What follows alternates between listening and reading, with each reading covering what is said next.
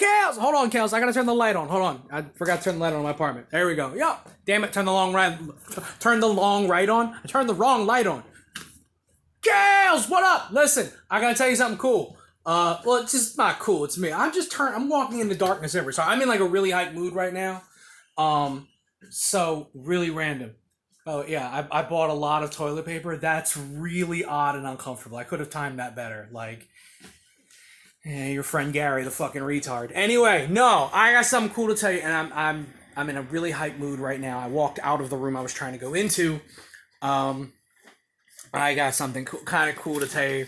So today has been a fucking spectacular day for the Wordman, and what the Wordman has been doing is. Yeah, okay. That's a little better. See, that's better than, like, toilet paper. That's like, oh, look, the roof matches the shirt. Anyway, so listen, I got something cool to say. So not only does the hair look spectacular today, look at that. Look at that. That's fucking fantastic. I mean, yeah, it's not fucking glow-in-the-dark pink like you, but, motherfucker, that's on point. Like, let's not front on that. So not only does the hair look great, we got a little bit of writing done today, which is good. Cool. Could have gotten a little bit more, but hey, whatever. We went to bed last night with what felt like it was going to turn into a migraine, and we woke up with just a small headache instead, so we count that as a motherfucking win. Word. And so we did that. That was great. We had to work 4 hours for the day job, but whatever. We could do that from home, so it was cool. We went out to the Center for Fiction, and we all know about the experiences the Wordman has at the Center for Fiction. Not positive. Even though they didn't have the book I wanted, they had the book Cotton Comes to Carlum by Chester Himes, which is a crime classic that I always forget to buy for myself because I always buy it for other people. And I bought a copy today, brand new, for $5 because it was on clearance. Then, the day got even iller. Young Kales, we haven't had a singing lesson in quite some time because basically my schedule doesn't really overlap well with my singing coach, Isabella. But we're working on that, whatever. And even though I haven't had a singing lesson in a few weeks, I sounded fucking awesome today. Like I didn't think I could sound that good without loads of help and lots of practice. And well, the loads of help and lots of practice we've been working on, but that's not the point. The point is I sounded great. It was awesome. And then, if that weren't enough, my motherfucking Phillies beat the New York Mets, so now the Phillies are in sole possession of first place in the National League East. Word! And then, we're going to cap this whole shit off, and we're going to watch The Apartment with Billy Wilder. Oh, by the way, I have my place to myself today, too, because my roommate's in Jersey for the weekend. That's not necessarily a good or a bad thing, because, we like the roommate. But you understand what I'm saying when it's like, oh, I got the place to myself. Like, you know how that feels. So we decided to watch The Apartment with the Billy Wilder film, which is one of my top 5 films of all time. The lowest it's ever ranked for me is number 6. Like, that's how highly I think of this movie. I keep forgetting I'm talking to someone who's a classic movie head, so you already know. So boom, we got that knocked out of the way. We're in the middle of watching that right now. Oh, speaking of which, got you a Christmas present today. That's right. We got you a Christmas present today. It's got like some Oprah shit. You get a Christmas present, and you get a Christmas present, and you get a Christmas. No, we got you a Christmas present today, which is not from the Center of Fiction, so don't worry. You're not gonna get stuck with another book you don't want to read. That I actually got from my friend Ty, but that's neither here nor there. No, I got you something for Christmas, which I'm very happy about. What else happened today? I bought mad gifts today for people. I bought gifts for Etienne. I bought gifts for Ty. I didn't buy anything for Todd, but Todd and I are in the middle of a hat bet, and I already know he's going to win that bet because we are no Gary in hat bets, so there's that. We bought a bunch of, you can see that white box all the way over there on top of the microwave, just underneath the window, or just underneath the window, in front of the window. We bought a bunch of stuff for Anyone Comics, the good people at Anyone Comics, like for the employees there and stuff. Long story I'm not going to go into. Phillies took first place. We're watching The Apartment. We're having a great time. It's awesome. And then, something even awesomer happened. I know what you're thinking. Wordman, awesomer is not a word. You cut that shit out. I say it's a word, goddammit, it's a word. Call me Wordman for a reason. So, I had been working on multiple plays at the same time, like writing multiple plays at the same time. And one of them I'm currently calling Very Obviously Shoplifting, because that's a fucking great title. And when you come up with a banger, you gotta use it. That's just the rule.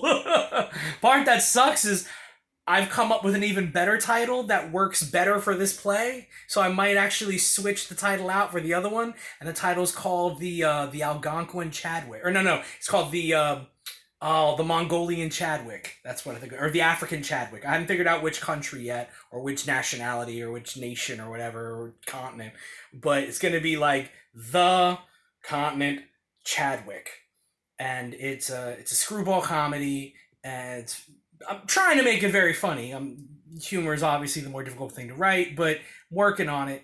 I have a problem. I've had this problem in the story where I have these two star-crossed lovers, and I can't figure out. I can figure out how to get them together. Like that's fine. That's always the easy part because like they get together. That's why they're called star-crossed lovers, because they have to get together. That's what happens in a fucking play. That's what happens when you have star-crossed lovers. Sorry, we're doing the hand switch thing because left shoulder's a little hurting now. So we got that going, and that's fine. That's great. That's high fives all around. But I can't figure out the moment. And that for me is what matters. I'm convinced of it with writing. I'm convinced of it with story. Not so much maybe not so much in like, it doesn't really matter as much in dance or music or an opera or anything like that. But from my experience, when it comes to like movies in general, but definitely theater in particular, especially if you're doing big, large casts or anything really, it's about that moment where you hear the audience go, oh, that catch your breath moment.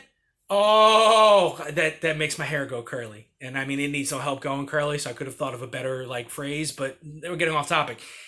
It's the moment you live for, writing wise and everything. And I can't figure out what that moment is in this particular play that I'm currently writing, which is currently called Very Obviously Shoplifting, but will probably get changed to called The Nationality Chadwick, which is great. Anyway, so the idea is that it's two star-crossed lovers, and the idea is the two of them have never had the chance to really consummate their relationship. They've never had the chance to really get together, and I need a moment where the man of the two, because the idea in the story is that the man is like super weak-willed. He's like, I don't mean he's beta, because we don't know how Gary is about beta. I mean he's a guy. He lives under the heel of his domineering grandmother, right? Now that's the idea, is that his grandmother is this like hard ass head mistress type who won't let him date who he wants to date, won't let him see what he wants to see. She practically speaks for him. That whole thing. And the idea, of course, being that like he's in love with this woman who she refuses to let him be with. That's the whole star-crossed lover thing. So I need him to say something to her so that she has that moment where she goes, oh my God. And it just hits her like a ton of bricks. And it's that moment that makes the audience go, oh my God. Oh, like that. That's what I need. And I can't figure out what that moment is. I couldn't figure out how it works. So sometimes you figure it out just in blocking, but sometimes it's like there's a story element thing where you go, okay, well, if this happens, then that happens. And when that happens, this third thing will happen. Something like that. Can't figure it out. It's been bugging me to the point where I've just basically stopped writing the play because I can't figure out that moment. So I start working on other shit instead, which we all know I got too much writing to do anyway. Don't ask me how other writing's going. I'm kidding. And then I figured it out. It's going to be a moment where the two of them are in a scene together, and he they're having a moment. Oh well, there was this, there was that, and then you left to do this, and I left to do that. Da da da da da. And they're gonna start to exit.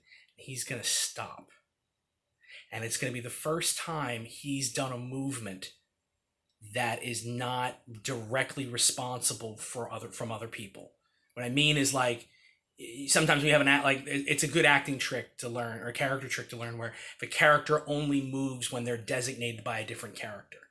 It's an idea to show hierarchy. So the idea is that he doesn't do anything, as we switch hands again, he doesn't do anything unless his grandmother tells him to. So when she says, I don't even have a name for him yet, we'll just call him Edward. Edward, come into the kitchen. That's when he actually leaves from where he's doing. So when he's not in the kitchen, he's waiting to be called to go somewhere that she tells him to go. Like, we're talking that level of, listening to what the grandmother says. Like, that level of, like, obedience. It breaks down to movement. It's a really good acting trick. I really recommend it. It works well with writing because it just blends itself right over. But this will be the first. So she'll leave. They'll be in the room together. They'll be talking. Grandmother will be, okay, Edward, it's time for us to go, and she'll get up to leave, and he'll obviously follow suit. But he's gonna stop, and he's going to stop, and he's going to turn around, and he's going to walk back over to the girl. And he's going to say to her, I never said goodbye. And then he's going to turn around and walk out. And that's so fucking hype! Oh my god, that's great. You have to picture it. You're in the middle of some fucking theater. You're watching a play. And, that Gary forced you to go because, he makes all his friends feel guilty if they don't show up in things that he wrote. Because he's trying to get that guap and quit his day job. And there's this moment where you're watching the scene, you got all these characters running around, milling about, and they're all kind of doing silly, goofy shit. And you just know, if only, we'll call him Edward for now, and Jennifer, random names, it will not be the names characters use, and I won't use, but whatever. And, the two of them are perfect together. They got that fucking William Powell, Myrna Loy vibe. They're like Scully and Mulder when they were cool, And you just know if they could just get their shit together and they could just figure it out, it would be perfect. And it's not going to happen because she won't stand up to his grandmother, and God knows he won't stand up to his grandmother. And they're going to have this moment where they're talking and they'll both kind of realize they've never had this kind of conversation together, and it's the kind of conversation they should have always had. And oh well, isn't it kind of sad how the two of us never really figured it out? Bada boom, bada bing. And they'll get up to leave, and it's not even going to be a big it's not even going to be set up that way. It's going to be set up like second act, middle of the second act. So it's not even like a scene. You're not going to get the impression watching the play that this is the big moment of the play, which is going to sell it even better. And you're going to get that moment where you go, wow, where they both kind of realize that, our time passed, we ships in the night type thing, And then he's going to stop and he's going to tell her, no, I never said goodbye. Do you have any idea how hype I am for coming up with that shit? It is currently 12:07 in the morning on Saturday. And I'm how I am? I am going to celebrate by having Tastykakes. I know what you think, Kales. I know it's 12:07 in the morning. I know because I just told you. I'm celebrating with a Tastykake because that was awesome. I am so hyped that I finally figured out how to fix this play and how to get that. And because you don't come even if I fix the play, I'm just gonna finish the play at some point. But it might not necessarily would have had that moment. Or if it would have had the moment, but it didn't have the right words, or it fell in the wrong spot, or whatever. But now, I know exactly where it's going to go. I know exactly what's going to happen. And he's going to turn to her and say, I never said goodbye. Tell me that's not tell me that's not some shit you'd want to hear in that moment, right? If you were her. I am super hyped. It's early, late, whatever. I had to tell somebody. And normally with theater shit, sometimes with writing shit, but almost always with theater shit, I call Rebecca and bother her about it. But she got a kid, she's pregnant. I ain't trying to Gary, why are you calling me at midnight? Tell me some dumb shit I don't need to know. Yeah, she's right about that. I ain't calling Todd at midnight because he never answers his phone. Plus, I spend half the time trying to explain theater shit to him that he already knows anyway because I'm an idiot and I over-explain. I was like, but you know what? Kales will get it. Kales will appreciate it. And also because Kales complains all the time about this insomnia thing. So not only will she get it, not only is she cool, not only does her phone get video, but I won't have to explain the artsy shit. She'll be up anyway. So that's what this is. I'm super hyped. It has been a fantastic Friday. I'm going to go back to watching The Apartment because I haven't finished. Oh no, ma'am. We're up to I think we're still technically first actish.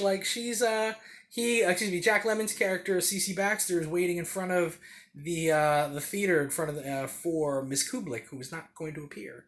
Very sad, very very sad. But I am super hype.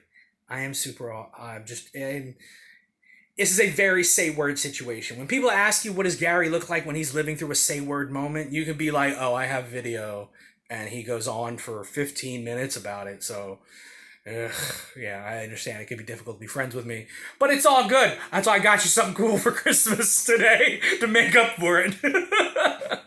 Kales, hope you're doing awesome. Hope you're doing cool. Words and music, baby. Peace.